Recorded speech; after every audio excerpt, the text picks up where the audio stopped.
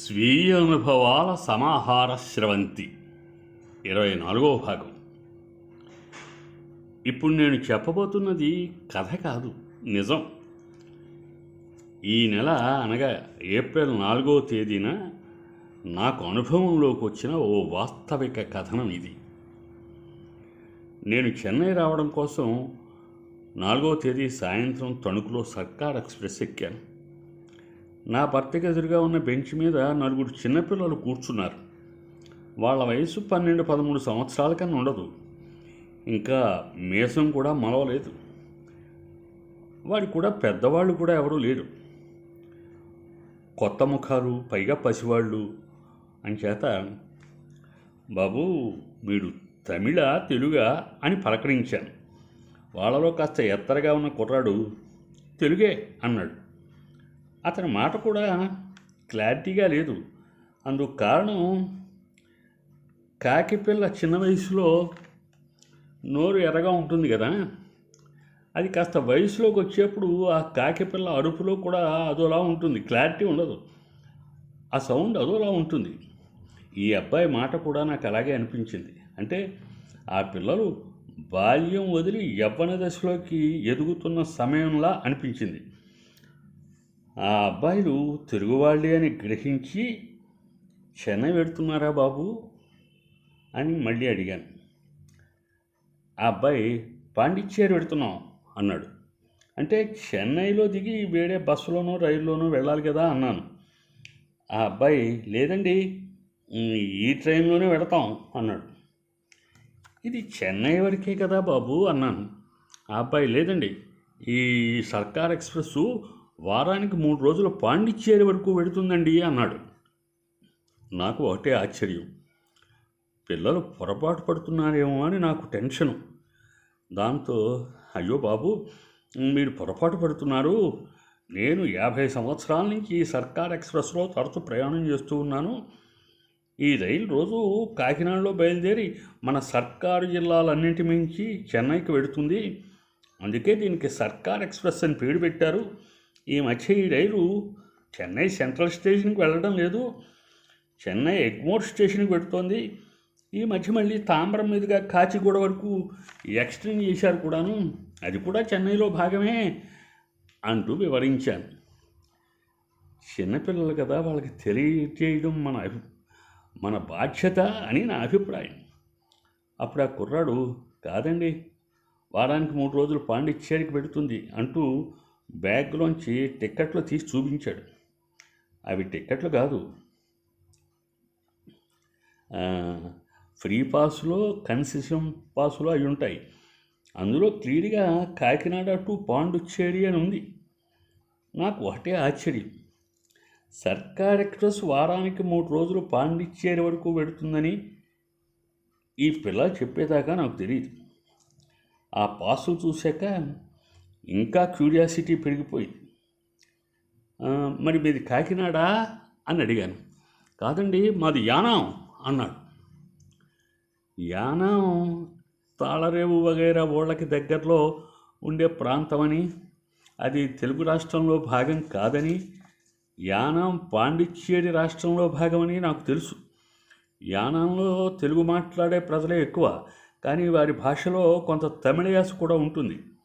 అందుకే అబ్బాయి మాటలు నాకు అరకొరగానే అర్థమవుతూ ఉన్నాయి. పాండిచ్చేరిలో ఎక్కువ తమిళ ప్రజలే. పాండిచ్చేరి యానాం కలిసి ఓ చిన్న రాష్ట్రం, కేంద్రపాలిత ప్రాంతం అంటారు. స్వతంత్ర ప్రతిపత్తి గల రాష్ట్ర హోదా ఉందో లేదో ఏమిటో ఇంకా సరిగా తెలియదు నాకు. అసెంబ్లీ ఎన్నికలు గట్రా ఉన్నాయి. ముఖ్యమంత్రి, మంత్రులు, ఎమ్మెల్యేలు అంతా ఉన్న చిన్న రాష్ట్రం. యానాం అసెంబ్లీ నియోజకవర్గం నుంచి సాధారణంగా తెలుగువారే ఎమ్మెల్యేగా గెలుస్తూ ఉంటారు. పాండిచ్చేరిలో తమిళ వాళ్ళు ఎక్కువ. పాండిచ్చేరిని తమిళ వాళ్ళు పుదుచ్చేరి అని వ్యవహరిస్తూ ఉంటారు. అక్కడ ఇప్పుడున్న ముఖ్యమంత్రి గారి గురించి ఒకసారి పేపర్లో చదివాను. ఆయనకి ఓ బైక్ ఉందిట, పెద్ద ఆయనే. ఆయన రోజు బైక్లో బీచ్కి వెళ్ళి వాకింగ్ చేసి తిరిగి బైక్లో వస్తూ దారిలో రోడ్డు వారున్న చిన్న టీ కొట్లో టీ తాగుతూ అక్కడే కూర్చుని పేపర్ చదువుతారట. ఆయన ముఖ్యమంత్రి కాకముందు నుంచి అది ఆయన అలవాటు. ఆయన ముఖ్యమంత్రి అయ్యాక కూడా ఆ అలవాటుని అలాగే కంటిన్యూ చేస్తున్నారట. ఆయన ముఖ్యమంత్రి కావడం ఇది రెండోసారో మూడోసారో అనుకుంటాను. ఇవన్నీ గతంలో నాకు తెలిసిన విషయాలు. ఇప్పుడు ఆసక్తికరమైన విషయం ఏమిటంటే, ఈ చిన్నపిల్లలు పాండిచ్చేరి ఎందుకు పెడుతున్నారు అని ఈ మాట అడిగారు.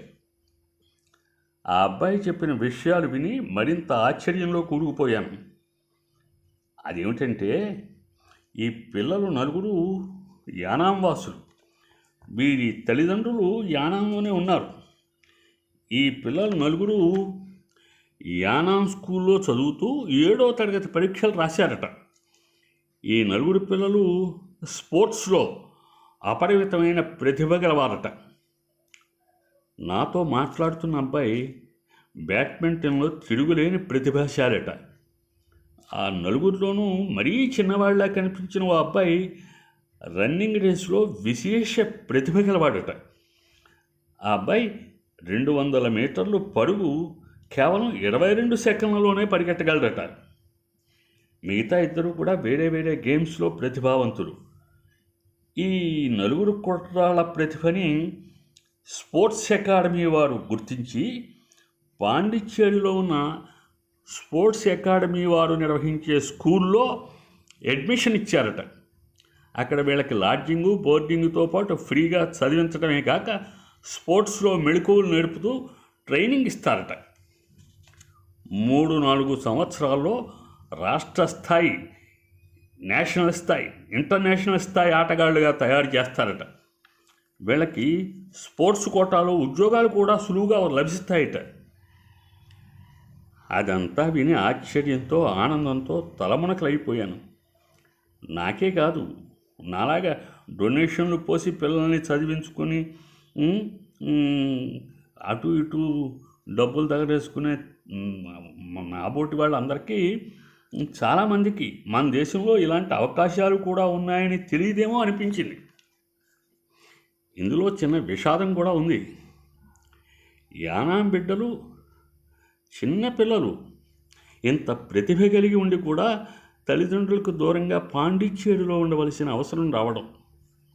మనం గ్రహించవలసిన మరో విషయం ఏమిటంటే, పాండిచ్చేరి రాష్ట్రానికే చెందిన యానాం బిడ్డలు పాండిచ్చేరి వెళ్ళడానికి 2 రాష్ట్రాల మీదుగా, ఆంధ్రప్రదేశ్, తమిళనాడు మీదుగా 24 గంటలు ప్రయాణం చేసి వెళ్ళవలసి రావడం.